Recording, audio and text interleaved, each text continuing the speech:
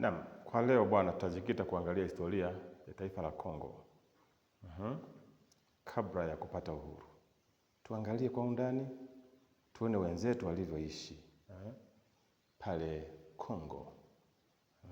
Kabla taifa hili halijajitangazia uhuru rasmi, halijapata uhuru. Waliishije? Waliishije? Kwa mfumo upi? Naona? Sasa bwana, kumbuka Kongo walipata uhuru wao rasmi miaka ya 1880 na ngapi, kuna 5 mpaka 1908 na 7 huko. Kupata uhuru, mchakato wa uhuru na pilika zote hizo.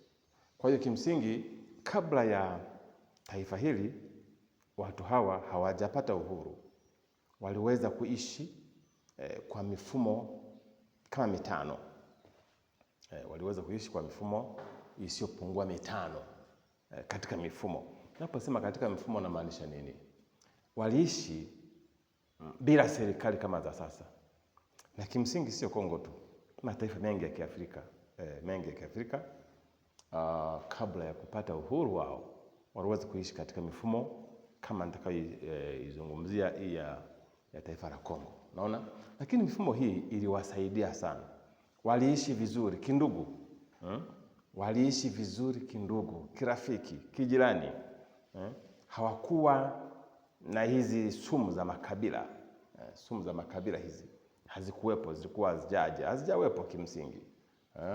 Huyu ni kabila fulani, huyu ni kabila fulani, huyu ni kabila fulani. Hawakuwa navyo. Unaona? Kwa hiyo walikuwa naishi vizuri nyakati zile. Na hapo nyuma nimewahi kusema kwamba asilimia kubwa ya mataifa mengi ya Kiafrika yamepata changamoto kutokana na makabila na dini na siasa kwa sababu ya ujio wa wageni. Ujio wa wageni. Naposema wageni tunanielewa? Wageni wale waliotoka mbali kule, wakoloni yani. Sasa walipokuja katika mataifa yetu ya Kiafrika walifanya mambo mengine mazuri kimsingi, yako waliyofanya vizuri, lakini mengine yalikuwa ni changamoto. Yalikuwa ni changamoto kwa sababu yaliacha tofauti kama tunazoziona leo hii.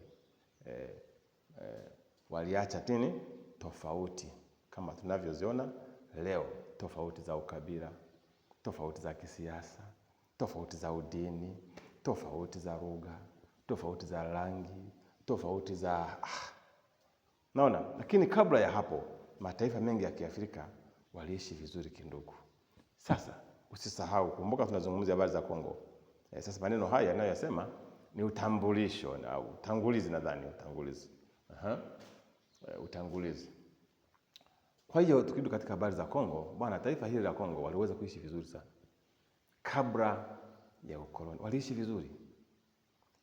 Mfumo wa kwanza ambao waliutumia katika kuishi Kongo pale ilikuwa ni mfumo wa ufalme, wa kifalme.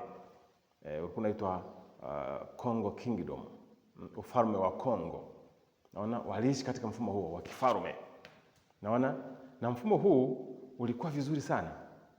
Ulitengeneza mazingira ya umoja, ulitengeneza mazingira ya ushirikiano, ulitengeneza mazingira ya undugu, ulitengeneza mazingira ya kushirikiana. Nimeshasema hilo. Unaona? Kwa hiyo ulikuwa ni mfumo mzuri sana kwa watu wa nini? Wa taifa la Kongo. Waliishi vizuri. Naona? Bila makabila, bila rangi, bila udini, bila udhehebu, bila siasa. Waliishi kikabila. Naona? Sio kikabila. Waliishi kimfumo, kijamii. Neno zuri sasa. Waliishi kijamii, sio kikabila. Ukabila umekuja baada ya wageni. Naona? Kwa waliishi kijamii. Unajua watu wanapokuwa wanaishi kijamii bwana, wanashirikiana kila kitu. Wanaelewana, wanasaidiana, wanasikilizana, wanania pamoja, wanapanga pamoja, wanafanya pamoja. Kwa hiyo yani ndivyo walivyoishi. Na si Kongo tu, mataifa mengi ya Kiafrika kabla ya ukoloni mengi yaliishi kijamii. Naona? Kwa hiyo ulikuwa ni mfumo mzuri sana. Kwa hiyo kwa Kongo waliweza kuishi katika mfumo huo ulioitwa Congo what? Congo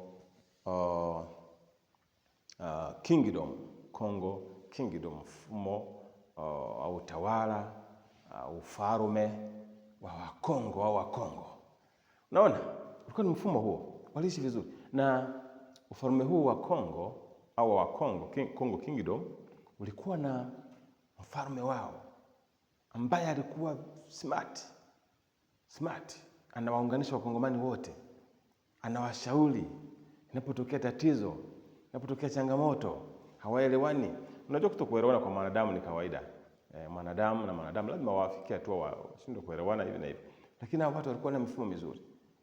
Sasa hiyo mfumo wa Kongo Kingdom au mfumo wa ufalme wa Kongo ulikuwa chini ya kiongozi aliyekuwa anaitwa Manikongo. Manikongo alikuwa ni mtu huyu.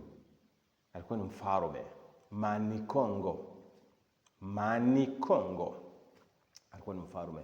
Alikuwa safi, alikuwa smart, aliwaunganisha Wakongomani, wakashirikiana, wakapendana. Ukabila ukuwepo, kama nilivyokuja kusema, rangi, dini, siasa havikuwepo. Waliishi kijamii sana. Unaona, hiyo ni Kongo ya zamani, kabla ya ukoloni haujaingia katika taifa la nini la Kongo. Kwa hiyo huu mfumo au utawala wa kifalme wa Kongo uliweza kuwa chini ya mfalme Manikongo. Naona sasa tuangalie mfumo wa pili. Mfumo wa pili bwana, huu ulikuwa unaitwa mfumo au ufalme, sio mfumo, ufalme wa Waluba. Mfumo wa ufalme wa Waluba. Sasa ufalme wa Waluba huu bwana ulikuwa mzuri sana pia. Wenyewe ulijikita katika habari za kiutawala. Yaani utawala, uongozi, kuelekeza, kufundisha, kutatua matatizo, changamoto, kuelekeza. Ufalme wa Waluba. Utaona kwamba hata yule mfumo wa kwanza na mfumo wa pili wote hii ilikuwa ni mfumo ambayo ilikuwa inaelewana. Wanafanya kazi kwa pamoja, wanashirikishana. Mfalme huyu na mfalme huyu wanashirikishana. Walikuwa wanatenga maeneo fulani. Kuanzia hapa kwenda huko ni mfalme fulani. Kuanzia hapa kwenda huko kule ufalme fulani. Kuanzia hapa kwenda kule ufalme fulani. Kuanzia kule kwenda mpaka kule ufalme fulani. Unaona? Kwa hiyo waliishi katika mifumo hiyo mizuri sana ambayo kwa kweli waliishi vizuri. Kwa hiyo tunaona kwamba mfumo wa pili wa jinsi Wakongomani waliweza kuishi kabla ya ukoloni ulikuwa unaitwa ufalme wa Waluba, ambao tabia zao nimekuambia, majukumu yao nimekuambia, waliweza kuishi na wenyewe waliishi vizuri. Sasa ufalme wa kwanza na ufalme wa pili, ufalme wa Kongo na ufalme wa Waluba, wote walishirikiana, wote walielewana. Unaona? Kabla ya ukoloni. Sasa twende tuangalie tena ufalme wa tatu au mfumo namba 3, jinsi walivyoweza kuishi watu wa Kongo na hata mataifa mengi ya Kiafrika. Kama nilivyo kusema, waliishi vizuri sana kijamii. Kwa hiyo ufalme wa tatu uliitwa ufalme wa Lunda. Ufalme wa Lunda. Hawa bwana Walunda au ufalme wa Kirunda, hawa walikuwa rasmi sana katika biashara. Walipenda biashara sana. Yaani unaona kwamba kila ufalme ulikuwa na shughuli zao special au rasmi. Kila ufalme kuna kitu wanachojikita nacho kukishughulikia. Unaona sasa hawa walikuwa wanapenda biashara. Walunda au mfumo wa ufalme wa Lunda, biashara. Unaona? Lakini wote hawa kwa pamoja ni ndugu. Wote kwa pamoja walishirikiana. Wote kwa pamoja walisaidiana. Wote kwa pamoja walipendana. Walisikilizana. Unaona? Waliishi kijamii. Huo ni ufalme wa tatu uliokuwepo kabla ya taifa la Kongo kujipatia uhuru. Unaona Lakini wote wakiwa kitu kimoja. Tukiangalia ufalme wa 4 kunaitwa ufalme wa Mongo. Ufalme wa Mongo Kingdom. Hasa hawa pia na wenyewe zaidi sana hawa wenyewe walipendelea uvuvi. Ufalme huu yani namaanisha. Ufalme huu sasa wahusika katika ufalme huu wa Mongo, wenyewe walipendelea uvuvi sana sana. Unaona, uvuvi, kilimo pia, lakini biashara kidogo sana. Sana uvuvi na kilimo. Lakini wote wakiwa kitu kimoja. Hilo ni taifa la Kongo sasa.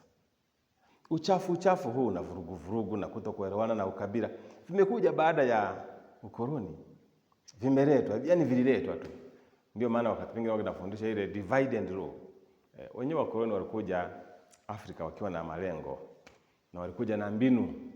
Walijua tu kwamba tukiwatenga kupitia siasa, tukiwatenga kupitia dini, tukiwatenga kupitia ukabila, tutaweza kuwatawala vizuri. Na wakafanikiwa. Leo hii mataifa ya Kiafrika wanasuguana, wanagombana, sio kuelewana.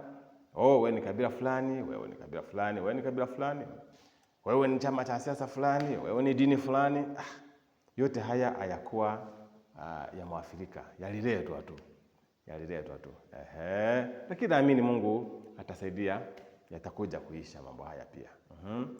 Ni kama unavyoona Kongo leo hii, Kongo vurugu, vita, pigana. Yote haya yaliletwa rasmi. Kwa sababu tayari ukabila ulipandikizwa, tayari udini ulipandikizwa, tayari siasa, basi vikaenea.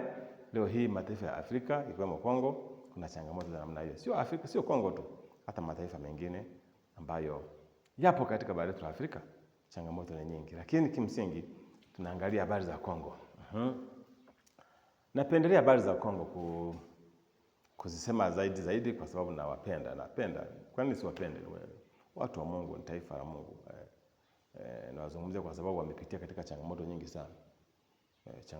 Sasa najaribisha tukumbushane haya ili kwa wale vijana wadogo ambao wanaweza kujua historia vizuri au mtu mzima akasahau, tukikumbushana basi mtu anajua taifa lake lilipotoka, lilipo na linapokwenda. Tunakumbushana tu. Yes. Kongo sijawahi kufika, sipajui Kongo. Lakini Mungu tu amenigusa nizungumzie habari za wenzetu wa taifa la Kongo. Bila kujalisha na wafahamu, siwafahamu, napajua, sijawahi kwenda, sijaenda.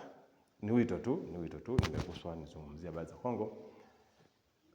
Watu wawili watatu wanaweza kujua, wanaweza kufahamu na wakatambua na wakalizidi kulipenda taifa lao na kulilinda taifa lao.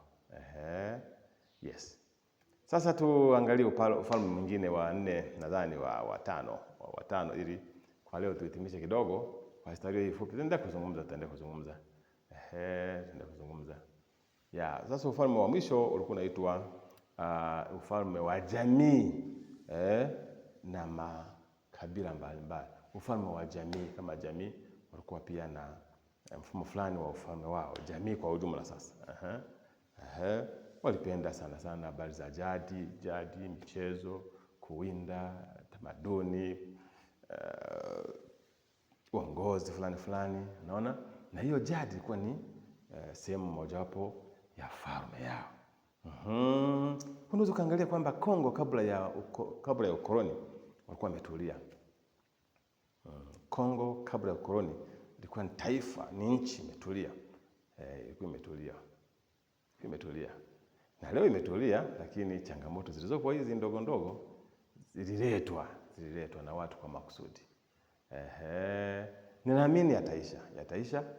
Mungu analijua taifa la Kongo, anawapenda watu wa Kongo, na viongozi wa taifa la Kongo Mungu anawajua, anawasaidia. Muda sio mwingi taifa litakaa vizuri. Asante kwa leo, tuishie pale, tutaendelea na Kongo baada ya uhuru iliendeleaje na mpaka sasa ikoje. Asante. Ikikupendeza unaweza kushare ujumbe huu kwa mwenzako na yasikiliza akumbuke. Lakini pale ambapo nitakuwa nimesahau na nikukumbusha na wewe kwa upendo. Kwa upendo, tukumbushane kwa upendo. Usinishambulie, unajua wewe hivi na hivi, uvijui hivi na hivi. Tusishambuliane, tukumbushane kwa upendo. Asante.